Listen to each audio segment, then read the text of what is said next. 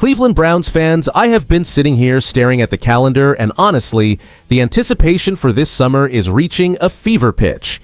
A report just landed regarding our upcoming training camp schedule that is going to shake up everything we thought we knew about our path to September. Between the looming question marks under center and the brutal competition heating up for those final roster spots, the stakes in Berea have never felt higher. I am genuinely dying to see who steps up when the pads finally pop.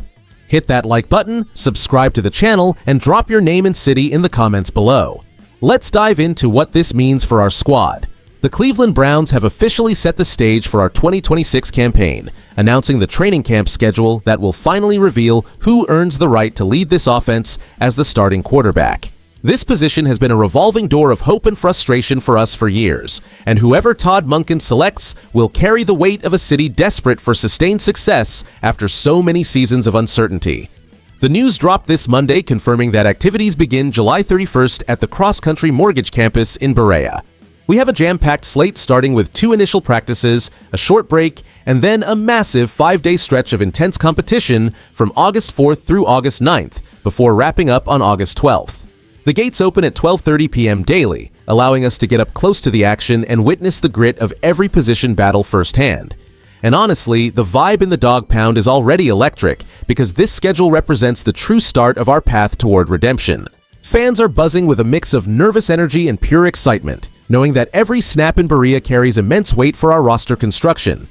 We live for these summer days spent under the sun watching our team grind, and the accessibility of these open sessions gives us that unique connection to the players we root for every Sunday. The bottom line here is that the coaching staff has a massive job ahead to finalize this 53-man roster before the regular season kicks off. We have been waiting all offseason for these concrete details, and now that the dates are locked in, the anticipation for seeing our new look offense on the field is officially at an all-time high for every single one of us. The truth is, this pivotal training camp arrives after a tumultuous offseason defined by massive salary cap restructuring and a desperate need for offensive consistency under new head coach Todd Monken. We are staring at a roster that currently carries over $30 million in dead money, a direct result of past personnel blunders that forced the front office to move on from aging veterans. Historically, we know the Browns have struggled with quarterback stability, and the ghost of the 2021 season still haunts this facility when injuries derailed our playoff aspirations early. With the current signal callers facing immense pressure to prove their worth before their guaranteed money dries up next year, the competition is not just for a starting job, but for their very careers. The front office is likely viewing these sessions as a final filter to identify which contracts are assets and which are sunken costs. They need to see if the investment in young receivers pays off or if we are heading toward another overhaul. Remember back in 2018 when the competition felt this wide open? That uncertainty eventually fueled a spark that reignited the Dawg Pound. Now, Monken is preaching a system that relies on high-velocity decision-making, and if the current group cannot master his scheme during these open practices, expect general management to hunt for outside help before Week 1. And I cannot stress this enough, the decision-makers are currently analyzing every single snap with the cold eyes of professionals who know the fan base will not tolerate another year of mediocrity. Every dropped pass or missed read during these August sessions will be magnified under the lens of a franchise that has spent too much capital for too little progress. We need this transition to be seamless if we want to compete in this division. What makes this even bigger is that we are staring down a critical juncture where the 2026 season trajectory is truly forged in the Ohio heat. We need these open practices to settle the quarterback uncertainty because the current ambiguity creates a massive ripple effect across our salary cap and final roster depth. Every snap taken in Berea determines whether we carry extra dead weight or solidify a championship-caliber lineup, and that flexibility dictates our ability to sign late-stage veterans who could push us over the top. If we fail to establish a clear leader at the helm during this window, our offensive rhythm will be disjointed when we face high-octane defenses like Kevin Stefanski's Falcons or the aggressive schemes coming out of the AFC North. These training sessions are not just about individual improvement, but about building the chemistry necessary to dismantle the Bengals and finally secure a division title. Think about it this way. Our playoff aspirations hinge on how quickly our new starters internalize Coach Todd Monken's complex playbook. If we falter in these drills, the margin for error against elite coaching staffs shrinks to almost nothing. Every rep by our special teams and every intense scrimmage session directly impacts our efficiency in close contests, where field position is the difference between a triumphant victory and a soul-crushing defeat. The Dawg Pound deserves a team that arrives in September with a cohesive identity, not a squad still struggling to define its own hierarchy. We have the talent, but this summer is where we prove we possess the discipline to outwork the rest of the league.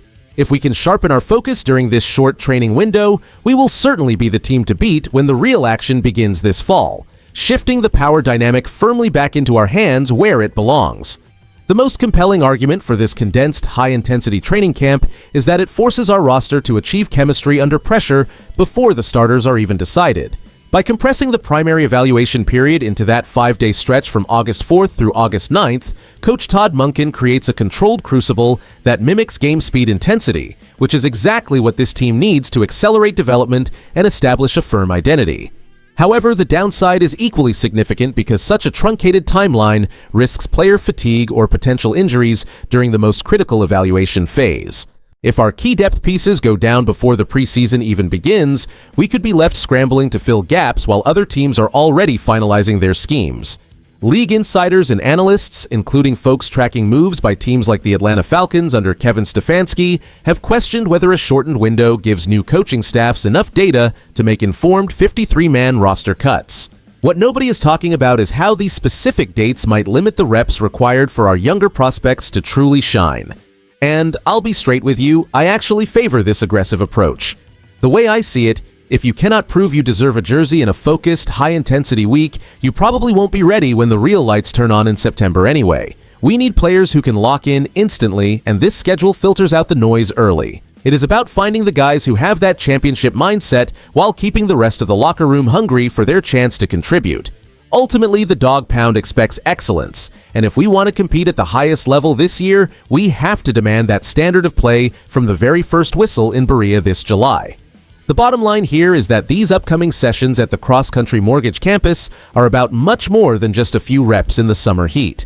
This represents a critical pivot point for our franchise direction over the next several seasons as we determine if the current roster construction can finally evolve into a perennial championship contender under the leadership of Todd Monken.